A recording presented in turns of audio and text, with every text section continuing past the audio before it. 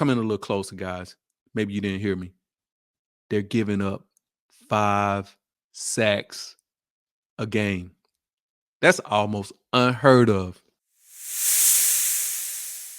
Welcome to Pigskin Passion TV. And it's your boy, the Black Mamba. Season 2, episode number 75. And guys, we back. We back for another week of fantasy football. And man, I kind of wish the season could end right here. It's been smooth sailing so far. And normally fantasy seasons don't go like mine has been so far, but I'll take it. Everything has fallen into place, and it seems like the wins are starting to get easier and easier each week. This week, I never really thought the game was in question. I was up big by the time Sunday night rolled around, and he only had one player left, and I was up by maybe 50 or 60 points and his kicker. So I went out and made some great additions this week. I had discussed last week. I went out and got Tank Bigsby. He had a monster day for me. Picked up Trey Sermon as well, and he got in the end zone, so that helped to pad his numbers as well. I actually left a lot of points on the board this week. I had Joe Burrow on the bench, and I started Jaden Daniels. If I had it to do all over again, I would have done the same thing.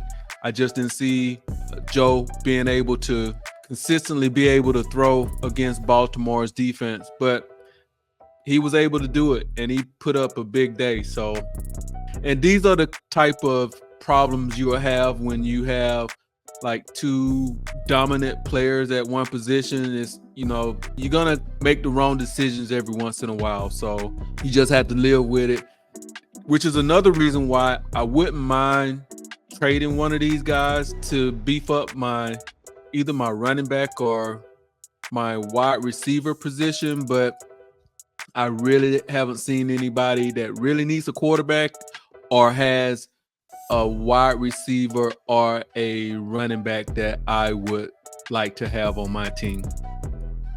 So, guys, with that said, let's jump into this week's waiver wire. I don't really have a lot of picks that I'm planning to make, but let's just go and see what's out there. And at the quarterback position, Daniel Jones, he's probably going to be available in a lot of leagues. He's quietly having a decent couple of weeks the last 3 or 4 weeks. He's been a top 15 quarterback over the last 3 weeks. And honestly speaking, I didn't expect him to play as well as he did on Sunday against Seattle's defense. But he looked good. And he did it without his best receiver in Malik Neighbors, who was sitting out with a concussion. He was able to go out there and still throw the ball around the yard and look very good doing it. Right now, if you need a quarterback, I would pick him up and just kind of use him based on the matchups. I still don't really trust him like that, but he's trending in the right direction. Another quarterback, which is probably more maybe a project, is Drake May. It looks like the Drake May experience is about to start. Jacoby Brissett, he's being benched after yet another horrible game this weekend. So if you want to go out there and pick up Drake and stash him before he blows up, this is your chance. One thing I know that he'll be able to add that Jacoby Brissett wasn't able to is his rushing ability. So we'll see how the offense responds to him going out. But if you're in need of a quarterback, I would go out there and get him real cheap, stash him on my bench and see what he does. And at running back, and guys, I hope you followed my lead last week and went out and got Tank Bigsby. And surprisingly enough, he's still out there in a lot of leagues. I think in about 80% of the leagues, if I'm not mistaken. And last week, he got more snaps than Travis Etienne. And the whole year, he's actually been the best running back on the team. And if Etienne was to go down and he became a primary running back for the team, he's a solid start every week. But even getting the playing time that he's getting now, he's still a good flex position. He's going to be able to put you some nice points at that flex position if you need a flex. Another guy is Tyrone Tracy with the New York Giants. And I actually watched most of this game last week, and I was looking at the game and was like, where has this guy been all year? He looked really good running the rock out there. He had 18 carries for 129 yards. And I think once Devin Singletary gets back, which I think that's this week, I think Tracy will still be on the field. I don't know how many carries he'll get, and I don't know how much he'll be out there on the field, but from what I saw last week, it definitely warrants him being out there to take a few carries each week. So I would definitely scoop him up. Another guy is Ty Chandler, and Aaron Jones got hurt Sunday with a hip injury. I don't know how long he's going to be out, but if he's out for any extended period of time, Chandler's going to be the next man up. I actually had Chandler last year, and I would consider him like a volume guy. He needs to get the carries in order to get the points, but he would definitely be a good option short term if Aaron Jones is out, and he would make a good flex option. Another guy is Blake Corum with the Los Angeles Rams. It looks like after Sunday, he's the clear number 2 behind Karen Williams, and that would make him a good handcuff if Williams was to go down, because this is a running back friendly offense. And, if you have some room on your bench and you can be patient, this pickup may pay off for you later on down the road. And I'm not planning on making a whole lot of pickups this week, but I may actually go out and pick this guy up. I need to do a little bit more research, but Roschon Johnson with the Chicago Bears, I think he's going under the radar, and he's clearly the number 2 running back right now. So I think that there's a chance. And after the first couple of games, I thought he was going to overtake DeAndre Smith at the running back position. DeAndre was averaging less than 2 yards a carry and wasn't running the rock well at all. And Roschon, he's been pretty consistent throughout the year, but during that time, DeAndre has actually stepped his game up, and he had a really good game last week as well. But Roschon is somebody that you may want to go out there and scoop up. Even if he's not the primary back, he has chances to score touchdowns every week. And I think that would make a good flex option. So I'm actually thinking about picking him up and dropping probably Zach Charbonnet. Not 100% sure about that. I'm at the Waffle House on that as we currently speak, but if I make a move, that's probably going to be the move that I make. And at wide receiver, Jalen Tolbert, he had a really good game on Sunday. He caught the winning touchdown catch that was the dagger to my Pittsburgh Steelers.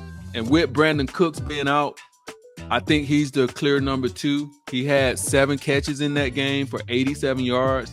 So depending on the matchup, I think he would be a good flex position. Another person at wide receiver is Juju Smith. Now, Juju is not the sexiest pick out there, but Monday he put up some good numbers, and he replaced the production of Rashee Rice with 7 catches and 130 yards. I wouldn't use him on a weekly basis, but depending on who they're playing and the matchup, I would definitely make him a spot starter if you're in need at wide receiver. Another wide receiver that looked pretty good to me was Jordan Whittington with the Los Angeles Rams.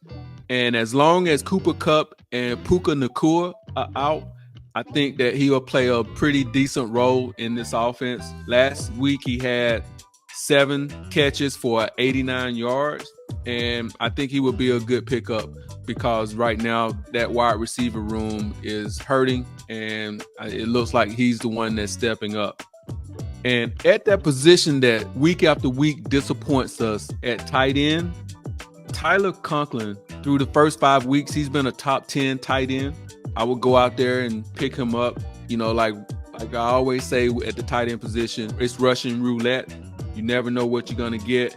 But, you know, last week he had a nice stat line at 6 catches for 55 yards. So he would be worth giving a try. And as always, guys, I stream my defenses, and this week will be no different. I went out and I picked up the Los Angeles Chargers for this week, and they are playing the Denver Broncos. And guys, I will continue to beat this drum that the Broncos are not a good offense. They put up 27 points last week on just 289 total yards. I'll pick up a defense against that offense every week. So the Chargers, they're giving up only 12.5 points a game, and they're getting 2 turnovers and 3 sacks. So I like the ceiling, and the Chargers is my number 1 pick this week as far as the defense. If the Chargers are off the board and you need other defenses or another defense, Philadelphia Eagles is another defense that I would consider as well. And they're probably on the waiver wire because they've given up quite a few points this year. It's been 2 games where they've given up 30 points. But the Browns, on the other hand, haven't scored more than 20 points in a game. And they're giving up 5 sacks a game. Come in a little closer, guys. Maybe you didn't hear me. They're giving up 5 sacks a game. That's almost unheard of. So Philly would be another good defense. And if both those defenses are off the board, then the Houston Texans against the New England Patriots is another good defense. The Texans, they're averaging 3 sacks a game. The Patriots are giving up 4 sacks per game. So that it's a little tricky this week with them switching quarterbacks. But even with the mobile quarterback, this is still a favorable matchup for the Texans. And with that, I still like the Texans. And guys, there you have it. Those are my waiver wire pickups for this week. And go out and get you a game changer, guys. And let's continue to pick up these waiver wires and just win games. All we do is win, guys. And do me a favor, spike that like, comment, subscribe, and it's your boy, the Black Mamba, out.